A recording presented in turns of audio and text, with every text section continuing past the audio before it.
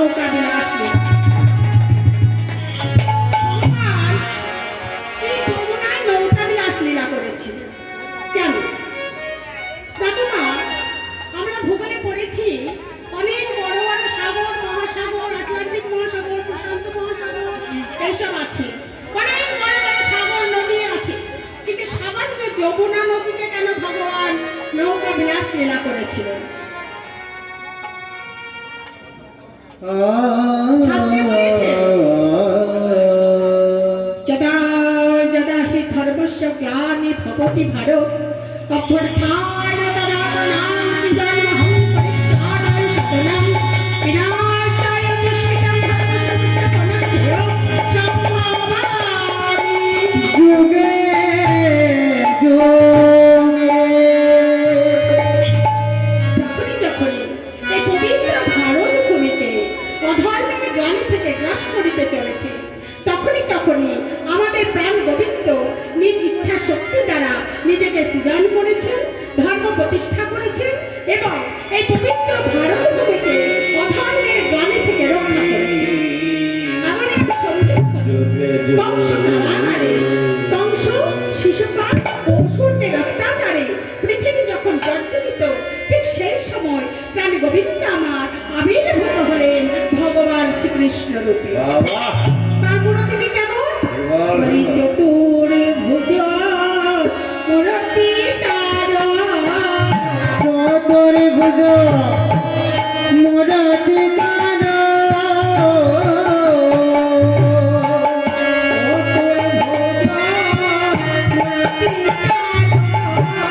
চতুর্ভুজ মূর্তি তার,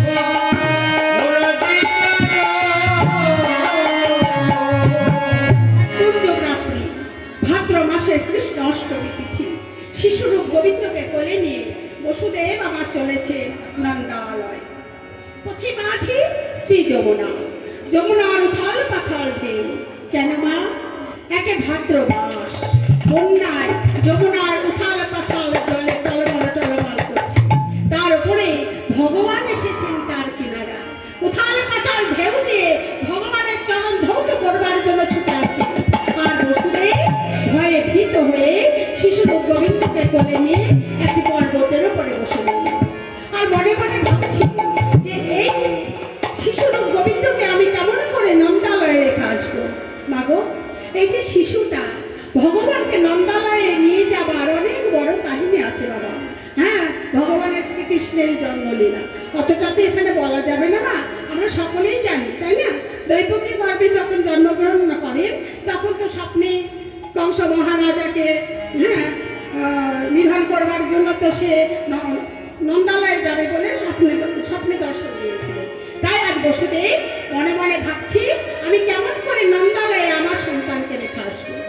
তখন ভগবান শ্রীকৃষ্ণ আমার আদ্যাশক্তি মহামায়া দুর্গা লীলা পরিপুষ্টকারিণী যোগবা পূর্ণমাসী বরাইমণিকে বলছেন, ও আদ্যাশক্তি মহামায়া, তুমি আমার লীলাটিকে সম্পূর্ণ করে দাও। তাই আজ আদ্যাশক্তি মহামায়া দুর্গা কি করেছে না, একটা শ্রীগালিনীর রূপ ধারণ করে ওই যমুনার বক্ষের ওপরে ছপ ছপ করে নন্দালয়ের দিকে গমন করেছে। বসুদেব মনে মনে ভাবছেন যে ওই শ্রীগালিনীকে যখন যেতে পেরেছে আমিও যেতে পারবো। এই বলে শিশুরূপ গোবিন্দকে কোলে নিয়ে যমুনার মধ্যে হেঁটে চলেছে। যখনই যমুনার মধ্যে হেঁটে চলেছে, যমুনা আমার উথাল পাথাল ঢেউ দিয়ে বসুদেবের হাঁটু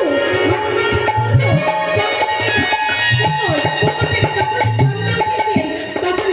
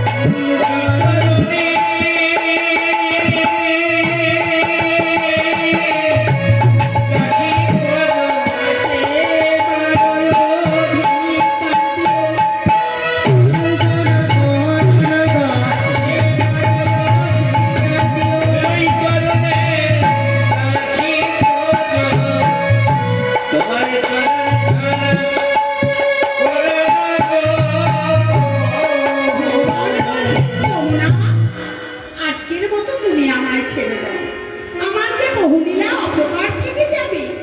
যমুনা বলছেন, প্রভু তুমি না তোমার কলমে লিখেছো যে যথামাং প্রপদ্যন্তে স্তাং তথ্যৈব ভজন্মহং মম বর্তানুবর্তান্তে পার্থ সর্বস্ব। তুমি না তোমার কলমে লিখেছো যে ভক্ত বা ভক্তা যেভাবে তোমার ভজন পূজন করবে তুমি নাকি সেভাবেই তার মনোবাসনা পূর্ণ করবে। নাহলে কেমন ভগবান তোমার লেখা কলম কেটে দিয়ে চলে যাও ভগবান। তাহলে ওরা ওইখানে বসবে।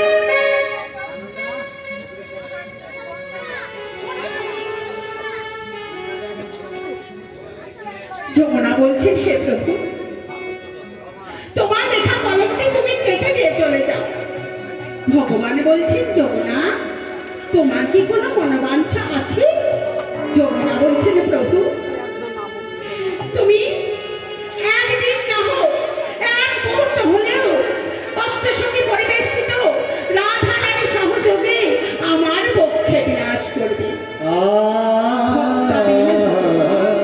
ভক্তির মনোবাঞ্ছা পূর্ণ করাই ভগবানের কাজ বাবা। তাই ভগবান আমার বললে তথাস্তু। আর এই হলো নৌকা বিলাস লীলার সংক্ষিপ্ত সূচনা। তাই আজ সকালবেলা প্রাণ গোবিন্দ আমার দ্বাদশ সকল বালকদের সঙ্গে গোষ্ঠে গিয়ে নানা প্রকার খেলা খেলছে। কি গো মা, ভগবান তো প্রতিদিনই গোষ্ঠে খেলা করেন, তাই না? হ্যাঁ, লীলা করে, লীলা লীলা মানে কি? একটা ব্যক্তি বিশেষে লীলা হলাম আমি, আর একটা লীলা মানে খেলা। আমরা যে লীলাগুলি করি সেটা খেলা, আর ভগবান যে লীলাগুলি করেন সেটা লীলা। তাহলে ভগবান প্রতিদিন এক একটা খেলা খেলেন। যেমন এই যে গান, মান, নৌকাবিলাস, মাধু, প্রভাতযোগ যত কীর্তন আমরা শুনতে যাই, এক একটা পালা বলি না, পালা পালা বলি আমরা। সেটা পালা নয় বাবা, পালা কিন্তু দুটি, একটা আসবার পালা যখন আমরা এসেছি, আর একটা যাবার পালা যেমন আমাদের বাবা দিয়েছে। এই দুটি হলো পালা। আর ভগবান যেগুলি করে সেগুলি হলো লীলা, সেগুলি হলো লীলা। তাহলে আজ ভগবান গোষ্ঠে গোচারণে গিয়ে ধেনুবৎসকে হাঁকিয়ে দিয়ে কি করছেন মা? খেলা খেলছেন। বলছে আজ কি খেলা হবে? বাবা সকাল বালকদের নিয়ে খেলা খেলছেন। গরু বাছুর চড়াচ্ছে তো। ভগবানের ধেনুবৎস চড়ানো মানে কি মা? হ্যাঁ, যিনি ভগবান তিনি আবার ধেনু চড়ায় নাকি? হ্যাঁ, গরু চড়ায়। এটা আমাদের মতো মানুষ চড়াচ্ছে ভগবান। আমরা হলাম ধেনু গরু, আর এই পৃথিবীটা হলো তৃণভূমি। আমরা আমাদেরকে ভগবান চড়াচ্ছে বাবা। যার যখন চড়ানো হয়ে যাবে তখন নিয়ে বাবা ভগবান ঘরে ফিরে আসবে। তাই আজ ভগবান খেলছে। বলছে এই শ্যাম সুদাম দাম সুদা, আজ আমরা একটা খেলা খেলবো। কি চোর চোর খেলা। আছে মা, খেলায় কেউ চোর হয়? চোর হতে চায় খেলায়? কেউ খেলায় চোর হতে চায়? সে লুকো খেলা বলো, আর কিতকিত খেলা বলো, লুকোচুরি খেলা বলো, কেউ চোর হতে চায় বাবা? হ্যাঁ, তাহলে কে চোর হবে? কেউ চোর হতে চাইছে না। বলছে কানাই চোর হবি? না না না, আমি চোর হবো না। আমি কেন চোর হবো? সবাই কেউ চোর হতে চাচ্ছে না, কিন্তু বা প্রাকৃতিক জগতে চোর হয় কেন? হ্যাঁ, অভাব অনটনে সংসার চালানো চোর। হ্যাঁ, আমি বলবো একটা কাজ করো, 8টা ছকা আছে আমরা, হ্যাঁ 8খানা পাতা নাও, হ্যাঁ, নিয়ে একটা পাতাকে সিদ্ধ করো, মানে ফুটো করো, বুঝেছ? যে পাতার মধ্যে মিশিয়ে দাও, যে ফুটো পাতা পাবে সে চোর হবে। কানাই ঠিকই বলেছে। হ্যাঁ, আমি ওটাই ভাবছিলাম। কানাই বলছে যে আমরা যতজন রাখাল আছি ততজন কাঁঠাল ছিঁড়ে নিয়ে আসি, কাঁঠাল পাতা